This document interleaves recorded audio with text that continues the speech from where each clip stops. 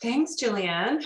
That was really beautiful. There's something deeply touching when you hear someone else speak about someone that I've continued to have such a beautiful relationship, and that is with my deceased sister, Tracey. She would have been 50 this year, and so it was especially poignant for us on the 20th anniversary of her death for us to gather actually on Zoom, and we held a tribute on Zoom that was well, different and meaningful. I'm delighted, je suis vraiment honorée de partager cette expérience avec vous. I'll be speaking mainly in English, but anyone who's French, I'm completely bilingual. So if you do have questions that arise, please know that you can ask them in French.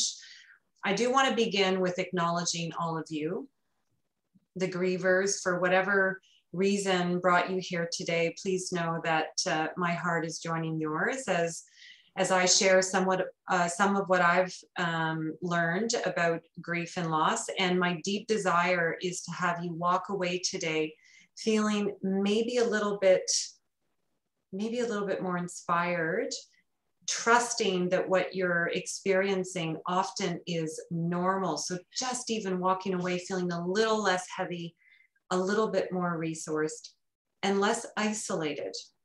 Now notice that I'm using the word less isolated and not less lonely. You know, the path of grief and of working through the grief that has you feeling stuck, the grief that brought you here likely today, is a lonely path.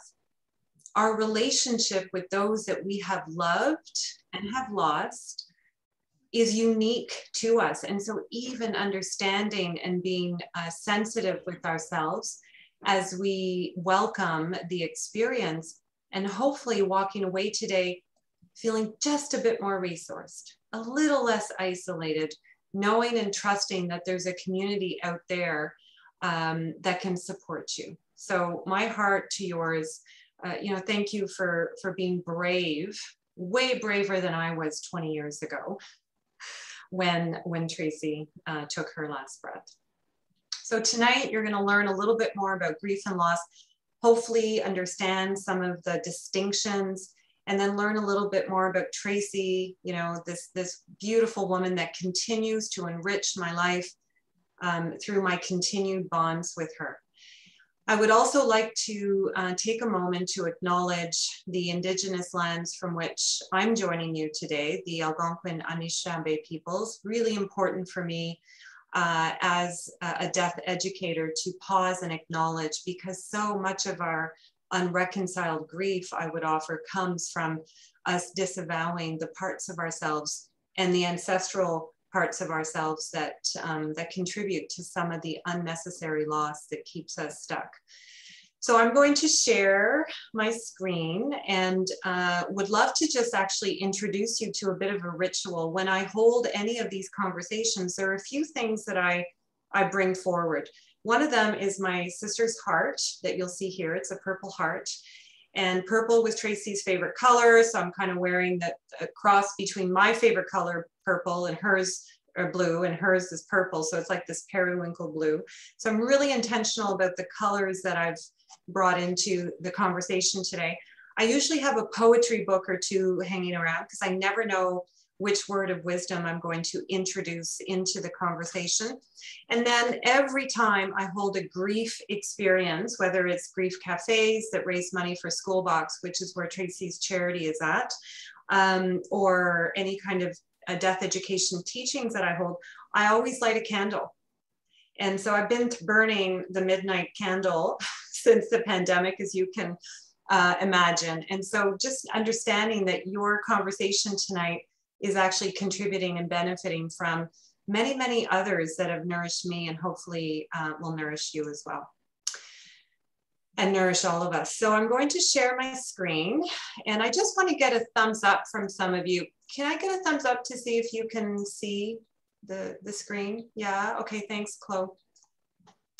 So I don't see all of you, and but I'm going to make this screen as big as I can, but I am channeling your energy as much as we can in this incredible experience that we continue to immerse ourselves in.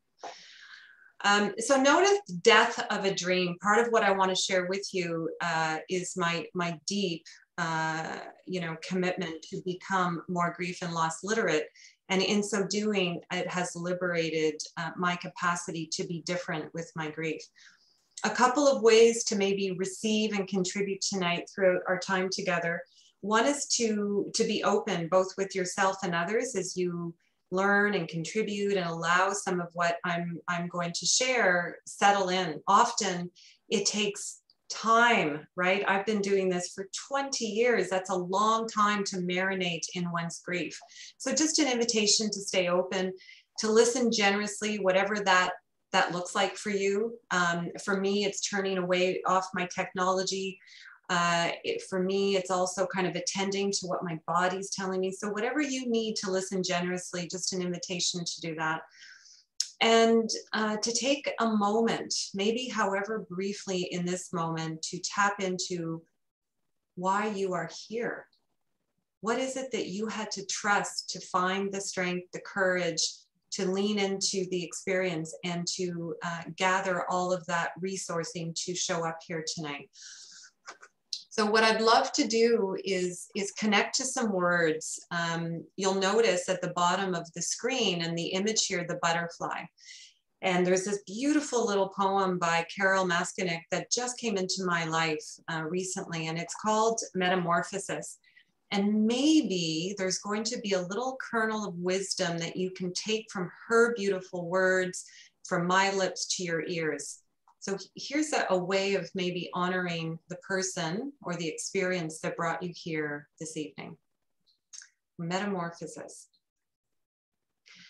Metamorphosis could be our middle name. You shift bones in fascinating ways, reshaping as life moves in constant flux. And this is how the world truly works, in fluid steps. As the birthing and dying of seasons, ocean waves and moon phases. We move like this too. Though not always the same.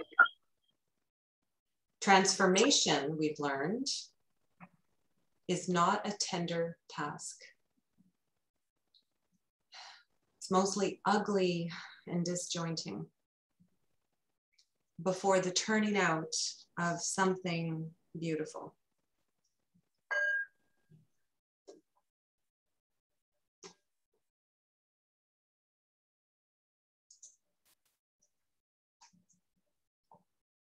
So what do I want to share with you? Things that I've learned along the way that may support you in your grief journey. I'll take you back 20 years ago when I was a young griever, infant in my grief experience, knowing nothing about grief and loss.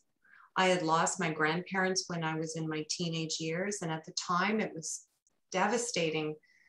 And yet I was able to make sense of the experience because that's what happens.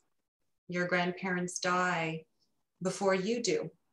And as close as I was to my two grandfathers who died 2 weeks apart, the way my family connected to the experience, I think provided a really beautiful way for me to be with my grief. When Tracey died after a year-long journey with cancer, she was a young mother, as I was as well. We discovered her cancer when she was 32 weeks pregnant. And Talia, my daughter, was 3.5 months old. So our dreams of being young mothers together, best friends and sisters, was completely disrupted. And the next year of our lives as a family became all about Tracey fighting her cancer. Every waking moment was about us spending time together, us learning about how we were going to be in what we call the roller coaster experience of 11 rounds of chemotherapy and 8 rounds of radiation.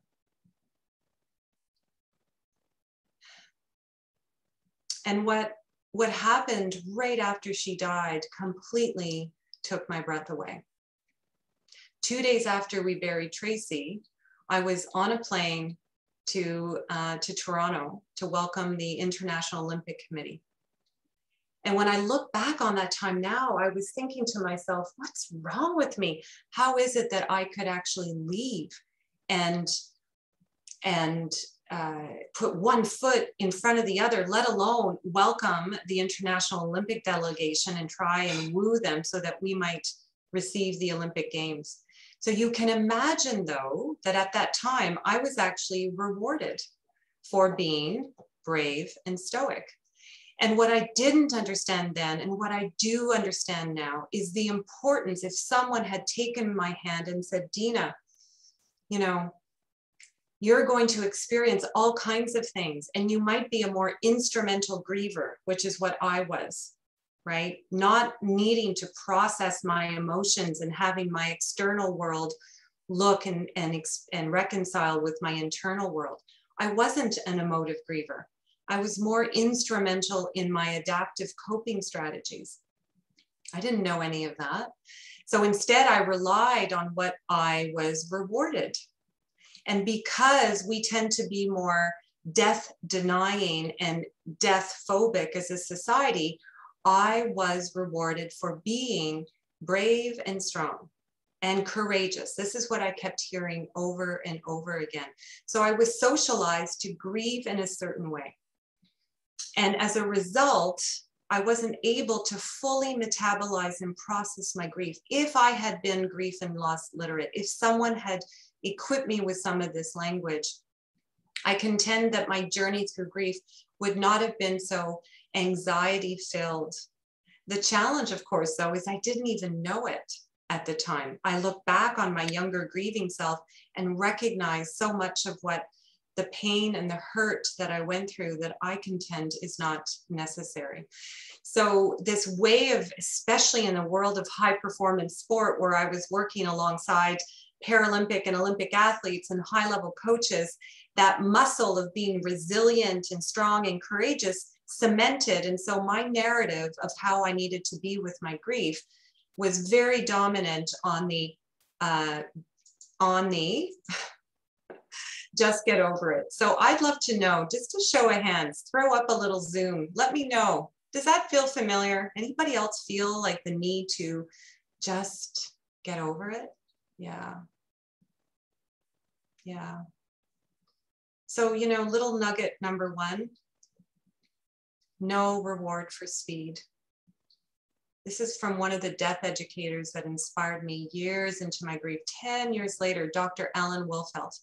One of his tenets, his grief tenets that he inspires is there is no reward for speed. So even trying to slow down and imagine a new way of being with my grief disrupted all kinds of worldviews that I did not know I had.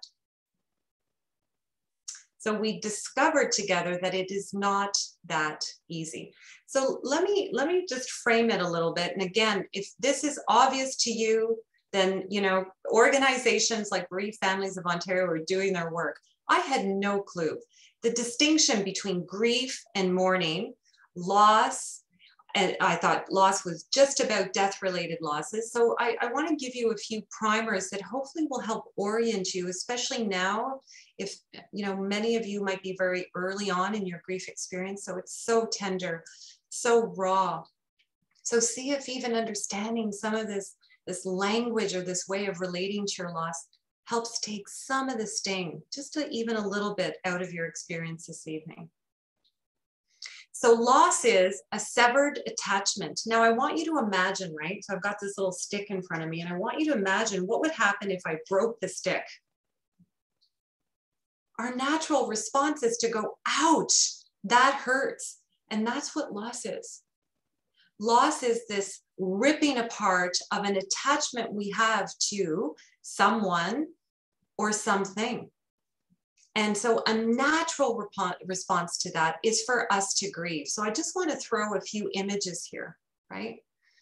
Some images here for you to take in terms of what loss is. Yes, loss is a death of a person that you have formed an attachment to.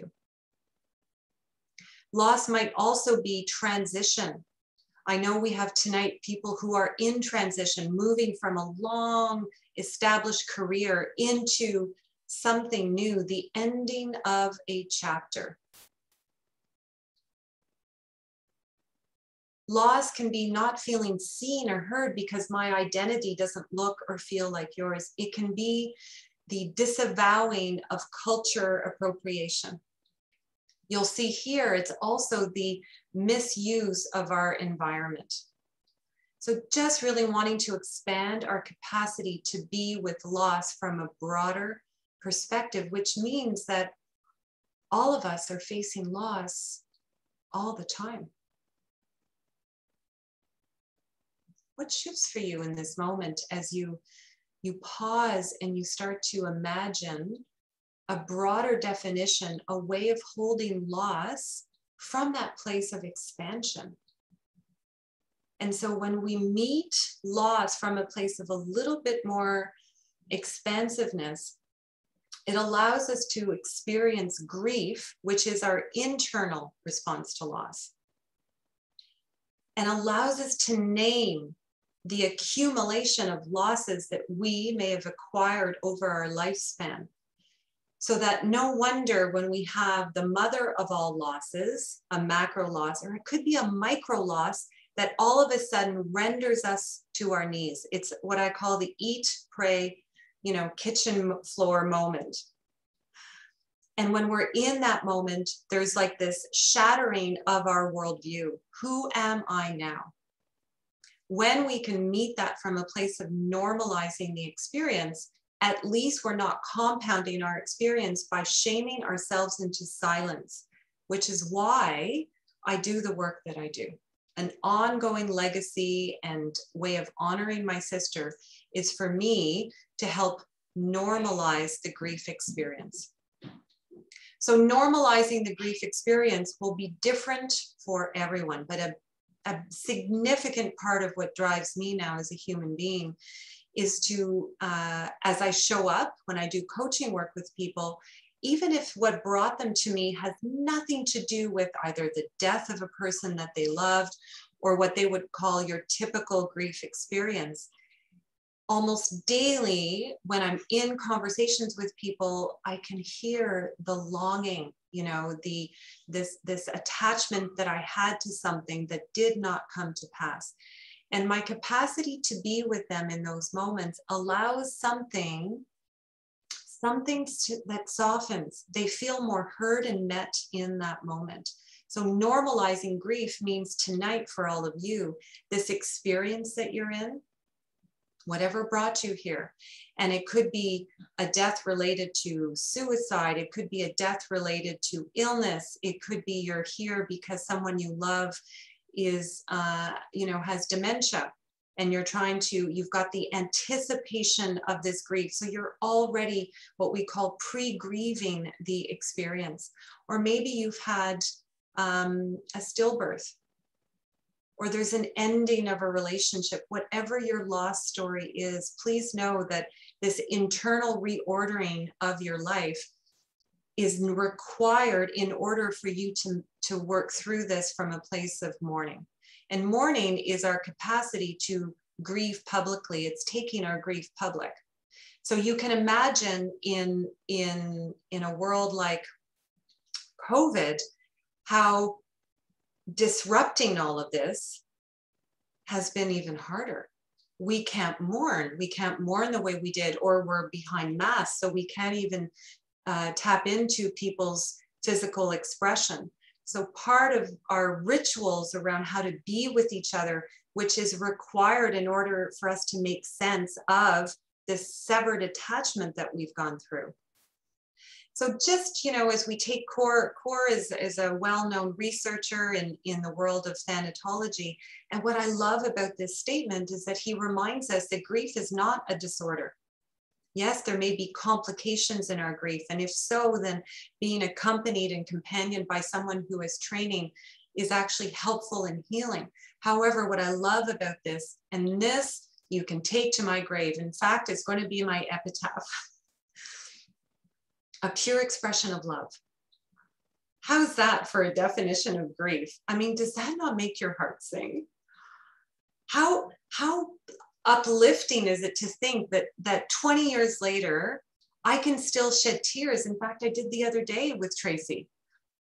you know, still like not believing that she's not here 20 years later. And then turning that around and saying, you know, it's actually how much I continue to love my sister that she still continues to impact me in this way.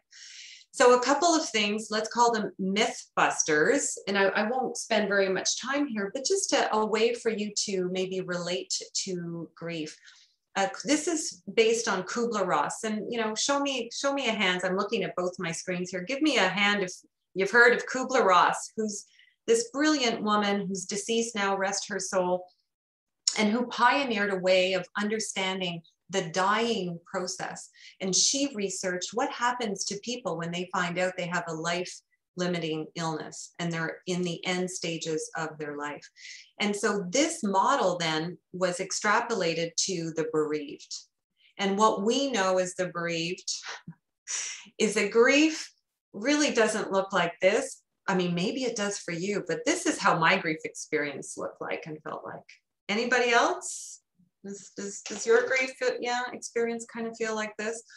So my direct relationship with grief and loss felt like I was like on this water slide. And sometimes I was like, you know, trying to come up and slipping half the time. And I went on and had 2 other children after Tracey died. And so I was busy being a mom. Anybody else a parent on the call? So, you know, your needs take secondary place to the needs of grieving. And what I would offer, and a gift that one of my death educators gave to me, you know, is imagine this, right? So I just want to see, is anybody here in the first 6 months of your grief experience? Can you, maybe if you're comfortable, you can just let me know. Okay, thanks for those who shared that. You're 6 months in, you're an infant. An infant in how you're relating to your loss. And I know that when I heard that the chronological age and the way that I experienced my loss in the early days, and then 10 years into my loss, I was like, I'm only 10 years old. That changed everything for me. So now 20 years in, I feel like I'm a young adult again.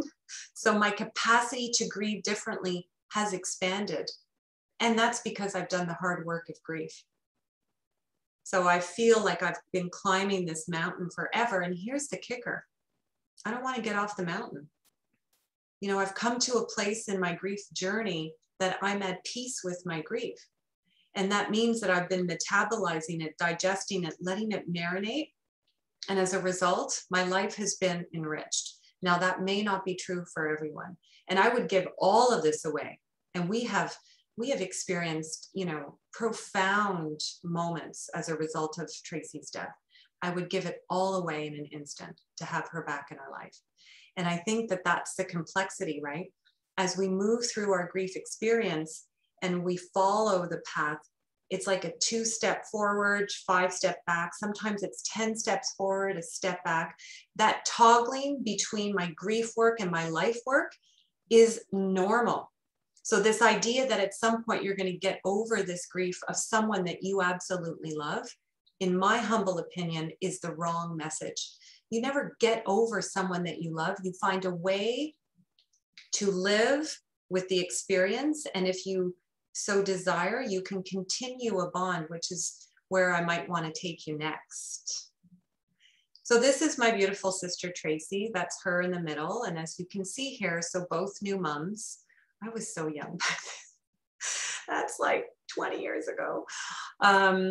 So I was 31 when she died and she was 29. And I had taken our husbands and Tracey and I went away for a weekend retreat. And so this experience of being with my sister, you know, has profoundly changed my life. That's my sister, Tracey. And as a result of my passion for her, I was able to channel my grief into something really profound. So those early days was me working through the Relay for Life. Anybody else hear of the Relay for Life? 20 years ago, it was brand new. And I was on that committee you know, to welcome people to this fundraiser for Canadian Cancer Society. And over 8 years, we had Tracey's Hope. So we were the first people to do the luminaries, and we had our name, and I ran my first marathon that night, circle after circle after circle, my only marathon in my life, but I counted my steps. And so we raised tens of thousands of dollars for Tracey, and that was incredible until it became exhausting. I no longer wanted to invest in a charity for a cause that actually ended Tracey's life. And so just my message for you is, at some point I needed to pause. And in the pause, I was able to restore different experiences, allow my grief to settle. And this is where Schoolbox came into my life. Now, Schoolbox is a Canadian charity. Raise your hand if you heard of Schoolbox. It was founded by local people in Almont, yay Almont, and a Nicaraguan charity group. And this is me with Marco, the engineer. And I brought a small group of soccer athletes because I was a soccer coach, and I fell in love with Nicaragua, the people, and that experience planted hope. And we were building a library in a school to honor Brett, who had died, and her parents had started this charity. And I thought, oh, this is where Tracey's Hope is going to be. This is her next project. So since then, this is going back a while now, 2013, we've raised 2 classrooms and 2 libraries in Nicaragua. We've gone 3 times. Sadly, things aren't well in Nicaragua. There's a lot of civil unrest. So now we're using Tracey's Hope, and we're creating the first outdoor learning library up in Kenora. So we're partnering with Schoolbox that's doing a focus on Schoolbox North. And so Tracey's Hope is going to continue metamorphosizing into this other beautiful experience. You know, a couple of other things that I'd love to share with you, because not everybody's inspired to do this kind of thing. And that's okay, right? Not everybody has this need as part of my personality to make meaning. It sources my motivations to do something healthy. What I will offer is, you know, this guy, Jimmy Van, if you want to go read some stories of some pretty amazing people who've gone through grief, he tracked me down, no word of a lie. He put grief and hope in Google, and apparently my name came up first. No idea why. But he contacted me out of the blue last year and did an interview with me. And that too was reaffirming, hearing more about my life story and how it's starting to impact others. And then, you know, one of the other final expressions of my ongoing commitment to Tracey and being a death educator is hosting the grief cafes, and all the proceeds of the cafe go to Schoolbox, where we continue to sprinkle hope, because Tracey loved children. And she was she worked with young offenders, and her real vision was to ensure that people did not forget about the forgotten ones. So through this beautiful experience, it feels like I'm honoring Tracey and also making meaning. And there's a place for me to feel like I'm a bit healthier in my grief. So that's a little bit about some meaning making. And along the way, I was able to find myself, such as I feel more at peace with my grief. Now, if you had said to me in the early stages of grief, when I was an infant or even a toddler or adolescent, right? There's no way I would have thought that this would have been possible. So my main message to you as we kind of close off, and then I'm just delighted to hear from you, and maybe you have some questions. You know, Frances Weller, I've got quite a library now. Should see behind me of grief resources, if anybody wants to know, podcasts and YouTube videos and things that have inspired me. This book, The Wild Edge of Sorrow, was a game changer for me. And what I most appreciate about Francis is his ways of talking about the gates of grief and understanding that you can unlock these different gates as you go through and inquire into the significance of the loss experience. you know, the point is you're not supposed to take these edges away. You know, it's just, to what extent do you want to make something meaningful or be with the experience from a place of real humanity. And I think for me, I keep coming back to grief as an expression of my love for others, and how poignant that was for me. So, you know, a couple of other things, you'll see Grief Unleashed there. That is one of the last things, you know, Tracey's gift that keeps on giving. This fall, actually, I'm launching, you know, this website, this project, if you will, called Grief Unleashed, because if you haven't felt it thus far, feeling deeply motivated to bring more grief and loss literacy and to shake things up a little bit, here's my invitation. If I can do this in a world of high-level sport, where I'm inviting athletes and coaches and leaders to be more mindful in the loss experience, can you imagine what we might learn? And we're starting to see it now, right? The heaviness around mental health issues, people being stoic, unnecessarily so, and disavowing their own internal wisdom, such as their loss experience is not reconciled. So to reconcile our grief, which means to make whole again, doesn't mean that we're going to be the person that we were before the person that we love died, but it might mean that we are transformed as a result. And so one of the things that I thought I would leave you with is these beautiful words, again, by Carolyn. It's like she came into my life right at the right time. And this little passage is called Healing. And see if some of it feels like, my hope for all of us tonight is that we use it like a soothing balm, you know, a little bit of aloe vera on our tender hearts. So here's what she says about healing. Healing does not happen with force. It is intuitive, deeply wise, as if it keeps its own noetic rhythm. Healing takes the shape of a flower's patient opening and the surrender of leaves to the turn of season. Healing shows us to trust the process, only to sense when the time is right for its infinite compassion to move through dark spaces, to turn pain into light.